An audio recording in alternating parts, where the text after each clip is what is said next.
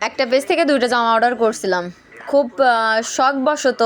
আগেও অর্ডার করছিলাম শাড়ি, কিন্তু অনেক আগে। যাই হোক, ভালো লাগছিলো দেখতে অনলাইনে, কিন্তু তাই দেখেই কিন্তু অর্ডার করছিলাম। যেরকম দেখছিলাম সেরকম পাইনি, তবে মোটামুটি ভালোই ছিল।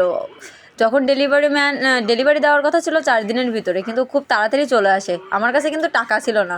দেখো, শখ করে ব্যাংকে টাকা গোছাচ্ছিলাম, 1 টাকা 2 টাকা 5 টাকার কয়েন দিয়ে, কিংবা এরকম করে টাকা গোছাচ্ছিলাম। কিছু টাকা হয়েছিল, কিন্তু আর ওই যে কথায় আছে না, কপালে কি আর সব কিছু সহ্য হয়, তেমনভাবে কিন্তু ডেলিভারি ম্যান খুব তাড়াতাড়ি চলে আসে 1 দিনের ভিতরেই। টাকা ম্যানেজ করবো ভাবছিলাম, কিন্তু ম্যানেজ হয়ে পারছিল না। কিন্তু চলে আসার কারণেই কিন্তু আমার এই ঘর দুটো ভেঙে ফেলতে হয়েছে। আর দেখো, ডেলিভারি ম্যানকে টাকা দিয়ে আমি যখন এটা রিসিভ করার পরে কিন্তু আমার এই কয়টা টাকা থাকে। আর ড্রেস দুটো দেখলেই, একটার কালার, এটা কী কালার আমি অত কালার টালার বুঝি না। দেখো, একটা ডিজাইন কিন্তু এটা ছিল, গলার ডিজাইন এটা ছিল, নিচে কিন্তু নিচেরটাও ভালো ছিল, মোটামুটি ভালোই ছিল। যে কম প্রাইজের ভিতরে ভালো একটা, মানে ভালো, ভালো বলা যায় না, তেমন একটা ভালো না, তেমন একটা মানে ভালো না, পছন্দ হয়েছিল না।